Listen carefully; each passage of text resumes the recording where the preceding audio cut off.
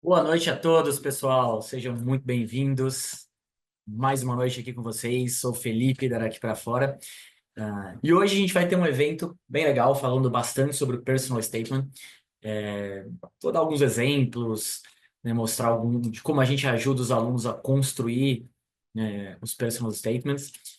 A ideia aqui, para quem já acompanha os nossos eventos, vou falar rapidinho do Daqui para Fora, breve aqui no processo seletivo, mostrar para vocês os diferentes estilos de personal statements nos diferentes países, né, como eles são chamados, quais são as principais diferenças em características sobre eles, trazer um pouquinho de exemplos práticos, né, falar um pouco de como a nossa equipe ajuda, né, os alunos nessa fase do projeto.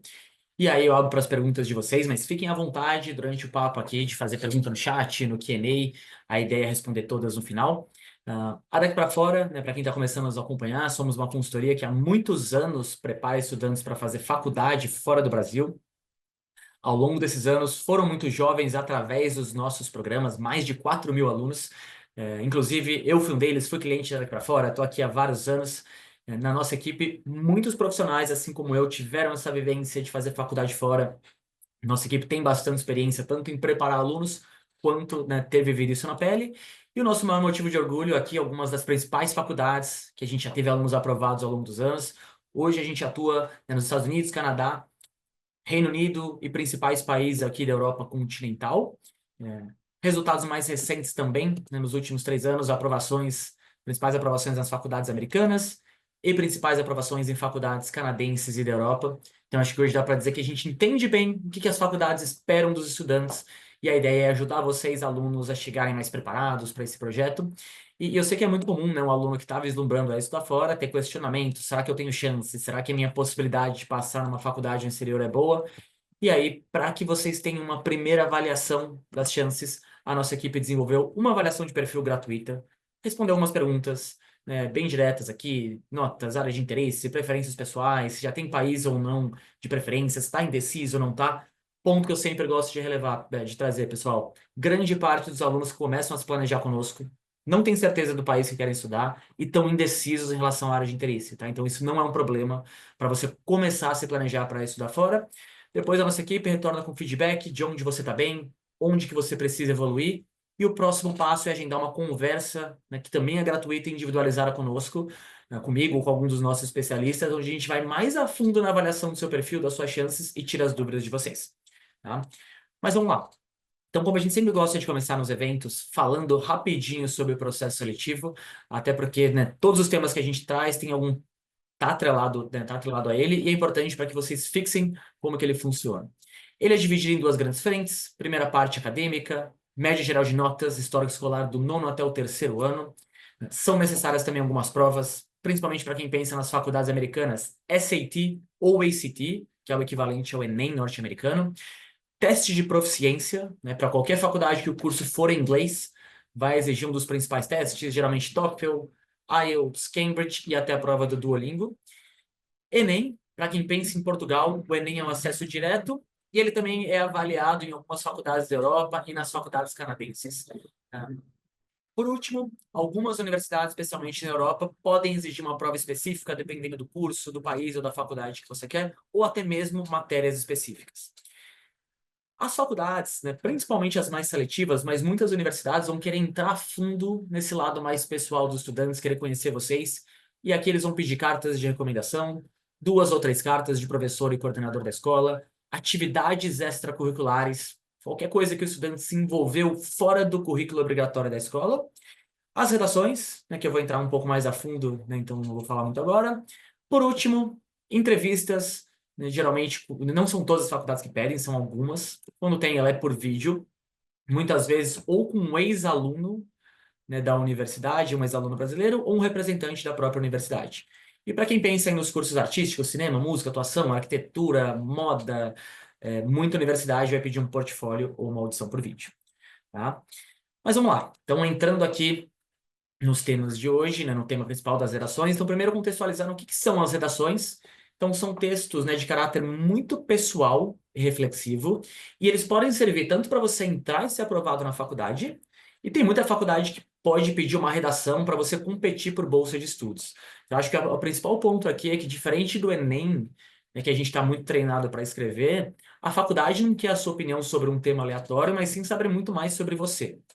Normalmente, o número de palavras vai variar por dependendo de faculdade, dependendo de país. O normal, de 200 até 600, às vezes um pouquinho mais, né, palavras aqui.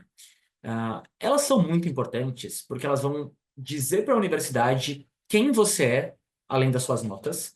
Então, como vocês viram, as faculdades fazem sim uma avaliação holística e querem saber mais um pouco do seu contexto, de quem que você é, quais são as suas motivações, interesses, que tipo de experiência você teve marcante na sua vida que você acha interessante, né, passar para eles.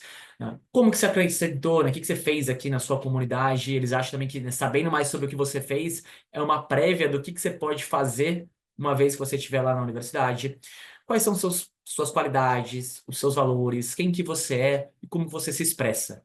Então, para o Admission Officer é uma maneira muito importante de conhecer mais sobre o candidato.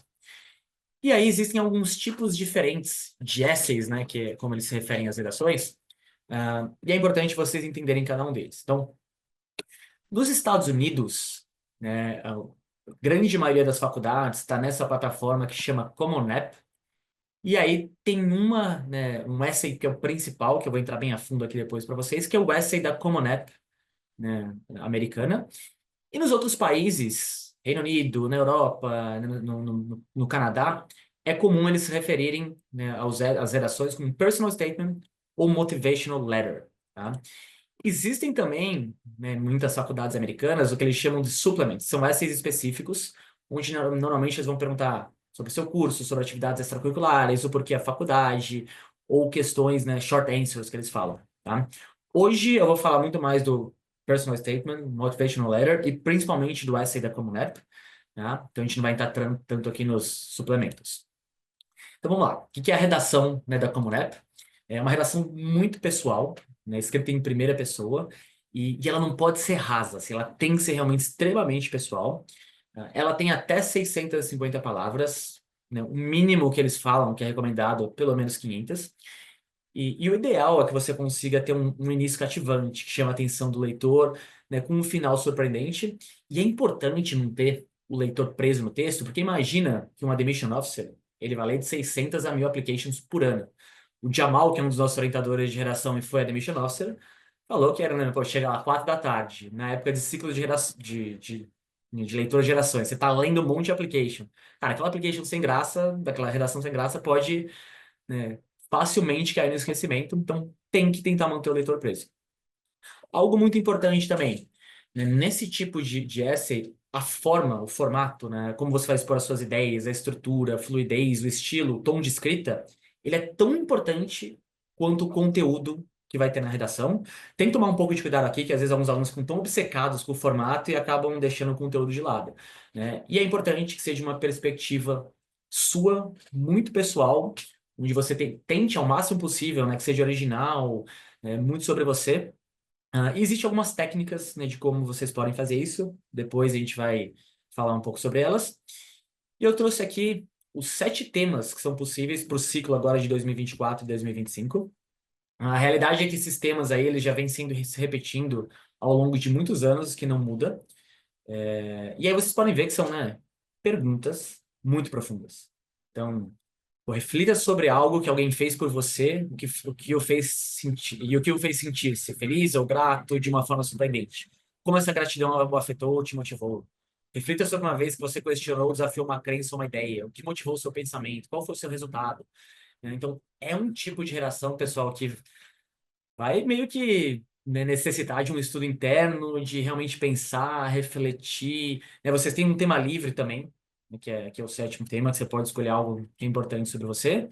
Mas, assim, realmente é muito, muito, muito pessoal. Tá? Então, essa é a redação como NEP, faculdades americanas. Quando a gente vai para a Europa e para o Canadá, né, normalmente lá eles vão se referir, né, chamando de personal statement, e é uma redação onde muitas vezes ela vai ter o formato de uma carta de motivação, né, que vai variar de 500 a 800 palavras. E aqui é muito importante que você considere os elementos específicos da faculdade, do curso que você está aplicando. Mas existem algumas diferenças, esse aqui é um geral, então eu trouxe alguns exemplos específicos de universidades para vocês entenderem qual que é o formato que pode aparecer. Tá? Primeiro aqui no Canadá, O Canadá, acho que talvez os países que a gente atua, um dos mais específicos, onde cada faculdade faz de um jeito diferente, não tem um padrão, né, que seja igual em todas as universidades. A Universidade de Toronto, por exemplo, a redação ela vai variar de acordo com o curso que você aplica. Trouxe o exemplo aqui do curso de Business. Então você tem que fazer um texto curto sobre por que você decidiu estudar esse curso. Outro texto sobre quais são as suas habilidades, skills, perspectivas que você acha que você pode levar para dentro do curso. Quais são as suas matérias escolares favoritas e uma descrição das suas atividades extracurriculares. Então, que exemplo da Faculdade de Toronto? A UBC, por exemplo, tem, né, pede textos de uma forma diferente. Outra faculdade muito procurada aí no Canadá. Europa continental, trouxe alguns exemplos de universidades também. Erasmus, né, lá na Holanda. A sua carta de motivação tem que ter 6 itens. Então, por que você quer estudar aquele curso? Por que você decidiu entrar naquele programa específico, não em outro? Por que quer estudar na faculdade? Quais são suas aspirações, né, numa carreira internacional? E um pouco do seu background acadêmico, pessoal, tudo mais. Maastricht, também na Holanda. Uma carta de até 500 palavras e você tem que responder as 3 perguntas abaixo. Essa aqui é para o programa de Foundation da faculdade. Por que você gostaria de entrar no programa de Foundation? O que você espera aprender posteriormente no programa de graduação? Por que gostaria de estudar na faculdade? E Bocconi, uma faculdade na Itália.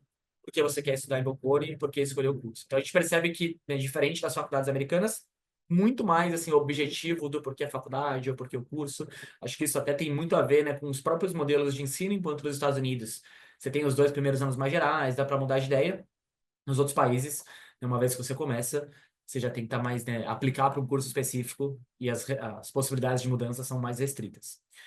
No Reino Unido, eles utilizam, né, você pode aplicar através do UCAS, né, direto para as faculdades, ou programas de Foundation. Normalmente aqui você vai ter um texto, um essay, de até 4.000 caracteres, e que esse texto, né, quando você aplica pelo UCAS, por exemplo, você pode aplicar para até 5 faculdades, esse texto vai para todas elas, tá? Para todas as faculdades que você aplica. Nele é importante você responder por que escolheu aquele curso, como que você acha que as suas qualificações que você fez no passado te ajudariam, né, a se preparar para esse curso, e como você acha que o curso vai te beneficiar para o futuro. Tá? Então, elementos muito parecidos, né, do que as faculdades canadenses, na Europa, mas na Europa continental, mas com algumas diferenças. Tá? E a ideia aqui hoje, né, é entrar um pouquinho mais com vocês aqui num passo a passo de como os nossos orientadores de redação ajudam e recomendam os nossos alunos na construção, né, do personal statement, muito mais aqui mirando no personal statement da Common App, que eu diria que é um dos que os jovens, né, têm mais um desafio maior de escrever, que é muito, muito pessoal. Tá? Então, a gente começa, né, fazendo um brainstorming, né, de experiências importantes, né, que ajudam, né, o leitor a entender um pouco mais quem você é, quais são os seus valores. E é claro que pô, não é fácil de você fazer isso. Né? Então, a gente tem algumas perguntas para ajudar vocês a começar essa reflexão. Então, o que na sua história de vida te faz uma pessoa única? O que é essencial no seu caráter? Como você lida com desafios e erros? Quais opiniões, causas, valores você defende? Por quê? Quem são pessoas fundamentais em sua vida? Porque você é grato a elas? E qual foi uma experiência que te moldou e te proporcionou maior desenvolvimento pessoal ou amadurecimento? A ideia aqui é que você, colocando tempo, né, para responder essas perguntas de uma forma honesta, reflexiva, você já comece a ter, vários possíveis conteúdos sobre o que você pode escrever. Mas, como eu falei, cara, não é fácil, né? Não é algo que vem assim simples e é comum que os alunos respondam essas primeiras perguntas, mas ainda assim sintam que, cara, não tem coisa suficiente para eu, né, escrever uma história legal. Então, a gente tem alguns outros exercícios para você listar, para você fazer, que te ajudam nesse brainstorm. Então, primeiro, né, você pode listar muitos objetos, coisas que são importantes para você, que representam a sua essência, as suas memórias, experiências marcantes na sua vida. E aí eu tenho um exemplo legal de um aluno que, quando ele estava listando aqui, ele listou a bicicleta dele. E acabou sendo o tema de uma redação. Né? Era uma redação, fale um ponto que é muito importante para você e por quê. E ele falou a bicicleta porque foi a primeira compra que ele fez a partir de um estágio que ele tinha feito, tinha ganhado o próprio dinheiro dele, que não dependeu de pai, de ninguém, exclusivamente do mérito dele. né? E ele teve essa ideia a partir dessa listagem de objetos.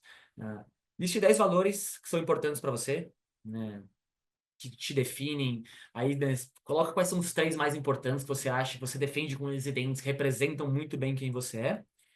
E uma outra ideia legal é você listar 21 fatos aleatórios sobre você. É o mais aleatório possível. Tem um outro exemplo interessante aqui. Um aluno nosso listou que com 10 anos ele já era tio. Ele era um caçula de uma família de 3 irmãos. E aí, quando ele nasceu, o irmão do meio tinha 14 e o mais velho tinha 17. E quando eu estava conversando com o nosso orientador de redações sobre o tema, na verdade isso chamou a atenção do nosso orientador de gerações, nossa, que legal, e como é que foi crescer aí nessa família, né, sendo mais jovem? E ele falou que era uma convivência legal e que todo jantar em família, que era uma coisa que eles faziam todo dia, que era tipo, todo dia vamos jantar juntos, ele aprendia muito, ele sentiu que ele amadureceu bastante durante os jantares em família. Baita ideia, né, de escrever sobre um tema super interessante, que talvez nem todo mundo teve essa percepção, então acabou virando o tema de geração dele. Tá? Então, a ideia aqui é vocês terem bastante coisa para começarem a conseguir, então, né, com assuntos suficientes, começar a pensar, a montar numa estrutura, e aí entra o passo 2, né, que é definir essa estrutura. Então, nessa montagem, a gente vai recomendar que você liste, né, quais são as 3, 4, 5, né, valores, conquistas, momentos que você quer colocar nesse texto, tá? E aí é muito importante que você tente encontrar meio que um fio condutor que vai conectar todas essas ideias, momentos marcantes. E isso é muito, muito, muito, muito importante, porque os maiores erros que a gente vê de alunos é, às vezes, quererem meio que amontoar, sabe, histórias legais, conquistas importantes, mas aí fica um texto meio que, tipo, meio que remendado, sabe? Tem uma coisa aqui, outra ali, mas que elas não se conversam muito. Então, eu trouxe um exemplo aqui de como que você, né, o que vocês poderiam fazer para conectar. Então, um exemplo tendo como tema central a fotografia. Durante o texto, o aluno reveja de 3 a 5 fotos que tirou ao longo da sua jornada como fotógrafo e reflete sobre o que estava acontecendo de importante na sua vida em cada um daqueles momentos capturados. Então, aqui, mesmo se você for em assuntos muito diferentes, tem uma conexão e a sua redação não vai ficar parecendo que foi só, né, colocado coisas que não têm sentido. Então, tem que ter muita atenção para isso, que é um erro que a gente vê bastante dos nossos alunos. Ainda na definição de estrutura, né, por último, você vai ter que criar a narrativa da sua história. Como é que você vai contar ela? Normalmente, né, aqui, o texto, como eu falei lá atrás, é importante que ele seja cativante e o normal é ele começar com uma contextualização de quem é você. Então, aqui é o momento para você se apresentar para o leitor, né? A ideia é você dar uma visão inicial de quem que você é, quais são os seus interesses, um pequeno contexto pessoal da sua família que ajuda um pouco a definir quem é a sua identidade. Como eu falei, a gente sempre reforça uma introdução importante, uma boa introdução, ela vai prender o leitor e vai querer que ele veja mais. Depois eu vou dar um exemplo de uma introdução bem legal. Né? Segundo ponto é trazer a problemática, né, do seu texto. Então aqui a narrativa ela começa a ganhar uma profundidade maior, né? Qual que vai ser o desafio, a situação que você teve que enfrentar? Ou pode ser alguma coisa externa, né? Alguma coisa, uma barreira social, familiar, ou mesmo uma questão interna sua, né? Mas é importante que você contextualize bem, né, o leitor para que ele se sinta ali e entenda o quão importante era aquela situação para você. Depois vem o momento de ação, né, e o combate no desafio. Então, essa parte que você mostra a sua atitude, né, em relação a esse desafio. Eu diria que aqui é o coração da narrativa da sua história, onde você vai demonstrar as suas ações, estratégias, você quer mostrar um pouco das suas qualidades, né, que você quer destacar para o leitor. E por último, né, são as reflexões finais. Né, a ideia aqui no final que, né, você reflita qual que foi o impacto que aquela história que você está contando teve como experiência na sua vida, o que que você aprendeu, como que mudou. Aqui é crucial para o leitor entender, né, como essa experiência contribuiu para o seu desenvolvimento, não só como estudante, mas também como pessoa. E aí, trouxe um exemplo aqui da introdução da redação da Kim, e que é bem, bem curiosa. Né? Então, ela fala, né, quando eu tinha 5 anos, quando eu tinha 5 anos, quando minha mãe se casou novamente, outro Kim. Com 7 anos, meu pai se casou novamente. Agora eu tenho 4 pais, todos chamados Kim. Eu não quero me casar com um coreano, especialmente se for um Kim. Já sou diferente da minha família e posso continuar assim. Ninguém na minha família vai para academia, pinta o cabelo de azul, ou foi eleita presidente do corpo estudantil, ou tem uma política de namorar pessoas que não são asiáticas. Então, É uma introdução leve, original, divertida, né, que já passa mensagens super importantes sobre ela, né, você já percebe que ela é única, ela é diferente da família dela, quer seguir por um caminho diferente, fala sobre um pouco da personalidade dela, liderança, fala que foi eleita do presidente do conselho estudantil. Em poucas palavras aqui, a gente já tem uma ideia para onde esse texto está caminhando, e você já fica curioso para saber mais sobre a Kim. Então, acho que escolher muito bem as palavras, né, ser preciso aqui, é bem importante, afinal, são textos super reflexivos e que você tem pouco tempo para se expressar. Então, um overview aqui, né, do que, para vocês terem um slide só, depois, quem quiser também, pessoal, depois eu posso enviar, tá, essa apresentação para vocês. Vocês mandam aqui para nossa equipe, a gente pode enviar o PDF, mas um overview. Então, começa na introdução marcante, tentando trazer o que você acredita que é único sobre você. No corpo do texto, né, os detalhes dos sentimentos, reflexões, de 3, 4, 5 valores pessoais. É importante usar bastante descrição. A gente fala muito aqui na Daqui para Fora, né, para que vocês usem o show, don't tell. Então, você tenta mostrar para o leitor a situação sendo muito descritivo e não simplesmente contar o fato por si só. E aí a conclusão, né, demonstrando todos os aprendizados, impactos que você teve a partir da sua história. Tá? E aí eu quero trazer também algumas dicas do que os nossos orientadores de redação, né, os experts no assunto, o que eles falam de alguns dos principais erros que eles viram alunos cometendo ao longo dos anos. Trouxe, né, para apresentar para vocês três dos nossos orientadores de redação: a Gabi, né, formada em inglês e literatura na Brooklyn College; o Jamal, ex-admission officer, né, da WashU, universidade super renomada, top 20 lá nos Estados Unidos, que já está trabalhando conosco há um tempo; e o Raul, né, que teve, né, cientista político, tem laços muito fortes lá com Boston, onde ele passou parte da infância, e já está conosco aqui há bastante tempo também. Tá?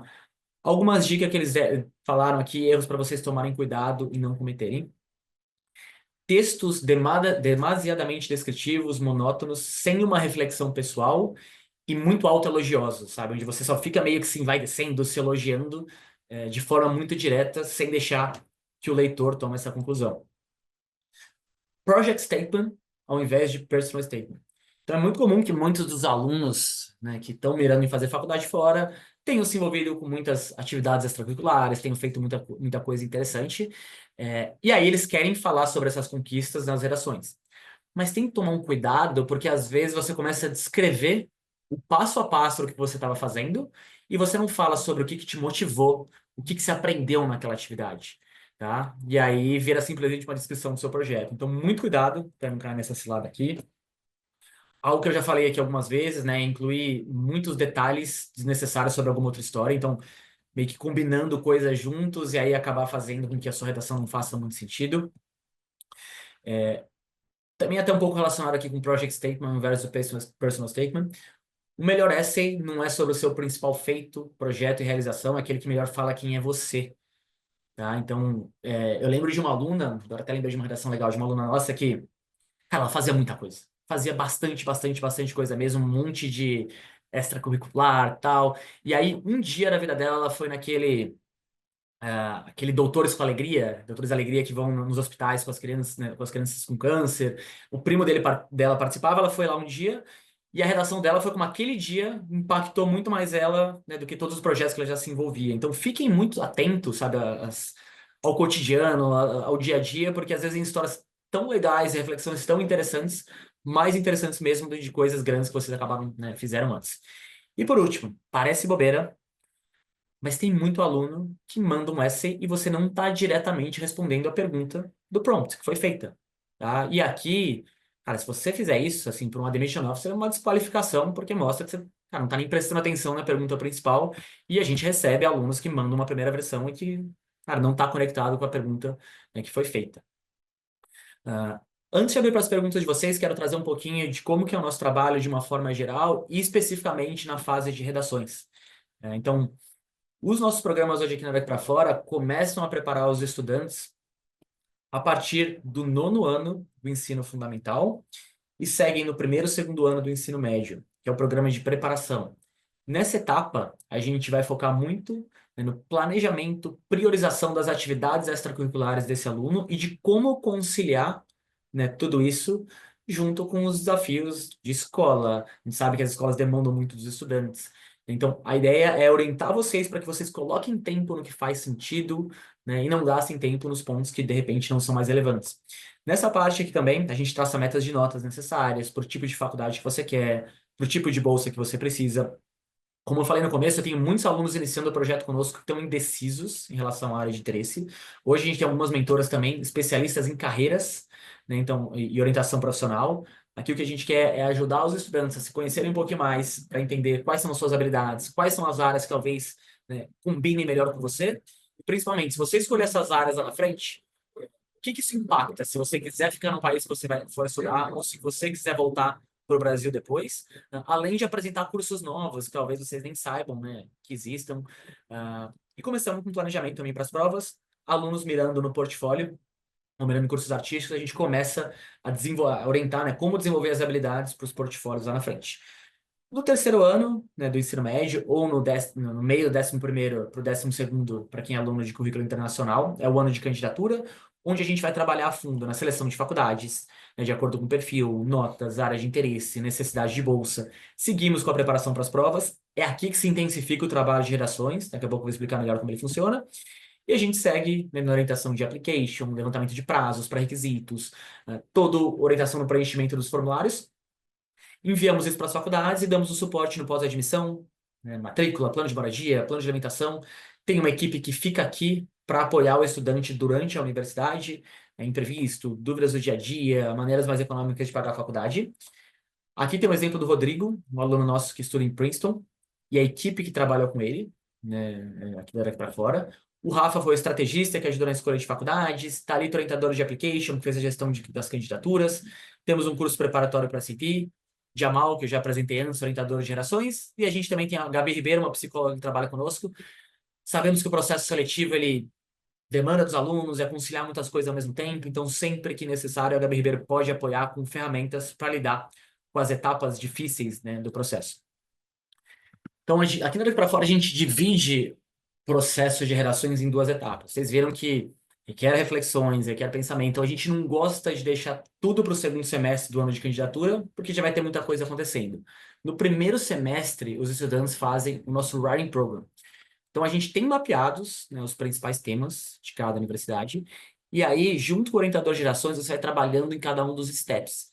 A ideia aqui é você começar, né, a usar um pouco daquelas técnicas que eu expliquei, começar a refletir, começar a colocar no papel, né, o que você pode escrever sobre essas gerações, mas sem tanta pressão de já ter que estar com o texto pronto, definido. A gente vai ensinando vocês a pegar esse jeito de como escrever uma redação para as faculdades do exterior. E aí o orientador vai revisando com calma, sem tanta pressão. Chegando no segundo semestre, né, normalmente os alunos vão estar com a lista pronta, e em agosto as faculdades revelam os temas daquele ano. Então a gente consegue ver se teve alguma coisa de diferente, a gente faz uma pesquisa para levantar, né, possíveis novos temas, e aí o orientador de redações, de forma individualizada, vai ajudar a avaliar o estudante quais são as melhores histórias que ele tem para contar, como que ele vai contar cada história, revisar os textos, ter certeza que estão bem escritos, trazer insight, sabe? Ajudar, né, a destravar alguns pontos que às vezes a gente sabe que, né, bloqueios criativos que o estudante pode ter aqui. Então, claro que a ideia não é criar para o aluno, mas é trazer possíveis caminhos, né, ajudar o aluno também a não, né, ir para caminhos que a gente sabe que ó, aqui, cara, talvez não vai dar certo, então realmente facilitar esse projeto. E aqui, pessoal, algo muito importante, não deixem redação para a última hora, tá? Deixar escrever os textos no final, né, nas últimas semanas, a gente tem visto nos últimos anos que alunos que fizeram isso tiveram resultados significativamente abaixo do que eles poderiam. Então, diria que começar com antecedência aqui nas redações é super importante, né? Quero abrir aqui para as perguntas e dúvidas de vocês. Já quero deixar o convite aqui para os nossos próximos eventos. Então, na semana que vem, tem um específico sobre estratégias de bolsa de estudos. A gente vai trazer 5 casos de alunos, como a estratégia pode e deve mudar de acordo com o perfil do aluno. Dia 19, um que vai trazer as principais diferenças de graduação e pós-graduação no exterior. Depois, eu vou trazer 7 casos de alunos, né, começo, meio e fim do projeto deles quando estavam se preparando até chegar na faculdade. Muitas pessoas chegaram durante a apresentação, então queria aqui reforçar o convite para quem ainda não fez, fazer uma avaliação de perfil, né? Vocês respondem algumas notas, áreas de interesse, preferências pessoais, e aí a nossa equipe entra em contato, com um feedback de onde você está bem, onde você pode evoluir. Próximo passo é agendar uma videoconferência ou comigo ou com algum dos nossos especialistas, onde a gente tira as dúvidas do aluno, da família, né? Faz uma avaliação mais aprofundada da análise de perfil e explica melhor como a daqui para fora consegue ajudar vocês. Né? Mas falei bastante aqui, pessoal. Queria abrir para perguntas, dúvidas que podem ser relacionadas ao tema de hoje, de redação, ou podem ser sobre outros temas também, tá? Não precisa ser só sobre o tema de redação, não. O Yuri perguntou se ele pode escolher um curso artístico depois de já ter entrado na universidade. Yuri, tem muitas universidades convencionais que vão ter cursos artísticos também e que você pode conseguir, que são mais flexíveis com mudança de curso e que é até possível mudar o curso artístico. Mas tem que ter atenção, porque tem algumas que podem exigir pré-requisitos diferentes. Geralmente faculdades que são muito conhecidas por algum curso, alguma determinada área, pode ser mais difícil você simplesmente migrar se você não tiver, né, um portfólio, você pode ter que fazer um novo processo. Então, depende muito da faculdade, eu diria que isso pode ser mais possível em faculdades americanas. A Rafaela perguntou qual que é a média de notas que as faculdades solicitam. Rafaela, vai depender muito da universidade que você for aplicar. Vou dar dois exemplos extremos. Faculdades, tipo as Ivy Leagues, muito seletivas, normalmente vão pedir alunos que sejam, né, que vão ter mais chance de passar. Os alunos são os melhores da sua série. Então, geralmente, top 10, top 5%, né, dos estudantes, né, daquele ano. E aí, os top 10, top 5% varia muito dependendo do quão difícil é essa escola. Né? Normalmente, escolas que é difícil tirar nota, eu já vi aluno que é top 5% e tinha média 8 e pouco, 8, e já vi aluno que, né, é top 5% com mais de 9,5, então vai depender da sua escola. Em compensação, a gente pega, por exemplo, Portugal, que conta o Enem. Então, em muitas faculdades portuguesas, a nota pode nem pesar tanto, vai pesar muito mais a nota do Enem. Então, vai variar muito. Grande parte do nosso trabalho, Rafael, é ajudar você a entender, bom, quais são as suas notas, quando você tirou nas provas e quais faculdades vão valorizar aquilo que você tem. A Isadora Mello perguntou do personal statement, o passo a passo que eu estava explicando, se é sobre construir redações na Common App ou nas faculdades da Europa. Aquela, Isadora, é muito mais para Common App. Né? Para as faculdades da Europa, a gente tem outros passo a passos, que aí são um pouco mais objetivos e diretos. Né?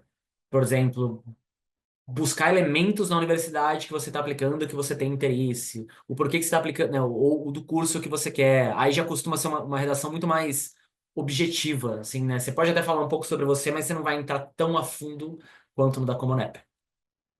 Uma pergunta anônima sobre a NYU considerar o Enem.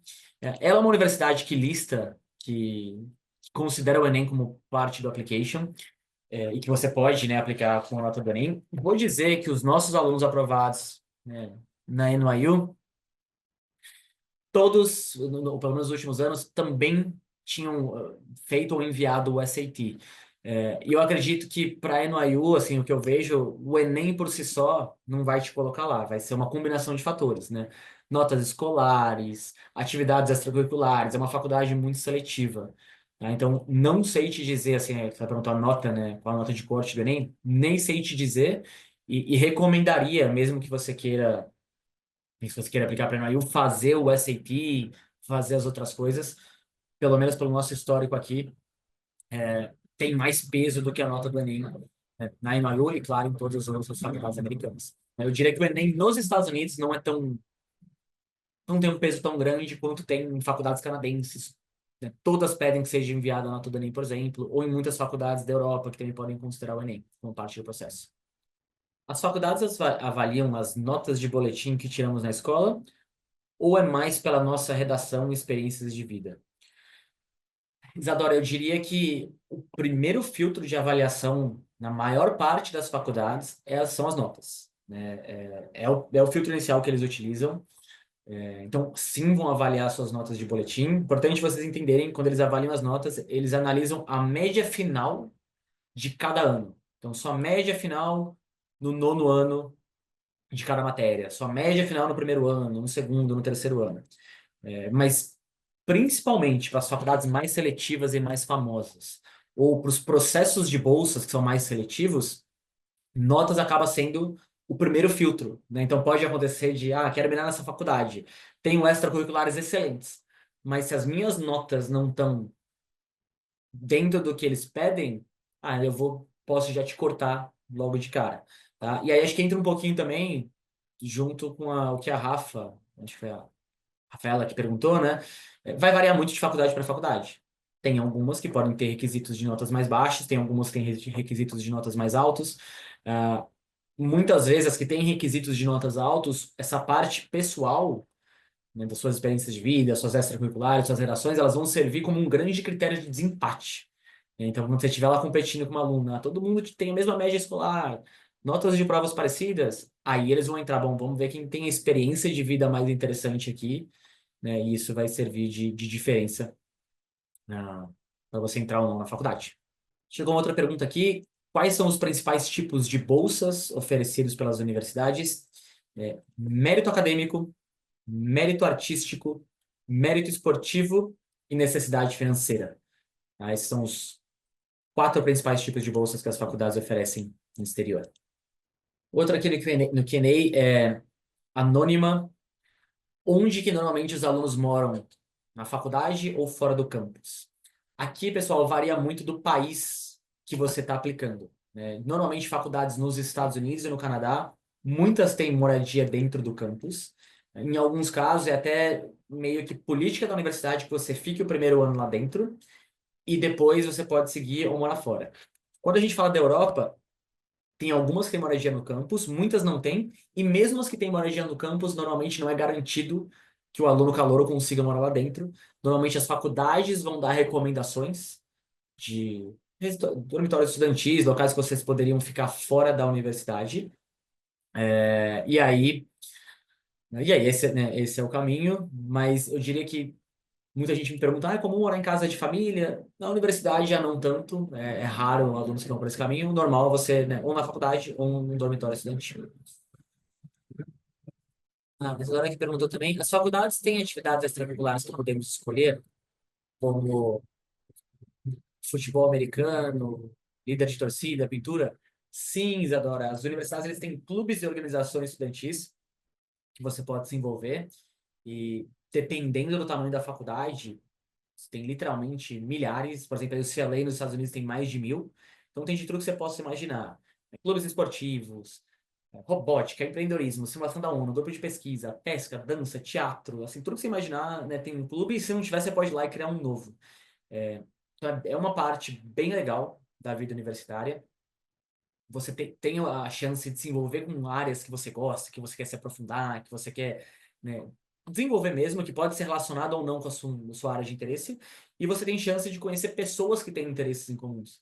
Então é muito comum, né? Pô, sei lá, você gosta de futebol, vai lá no clube de futebol, vai fazer amigos que têm interesses, clubes internacionais, então é uma ótima oportunidade mesmo de estar mais integrado, envolvido na faculdade.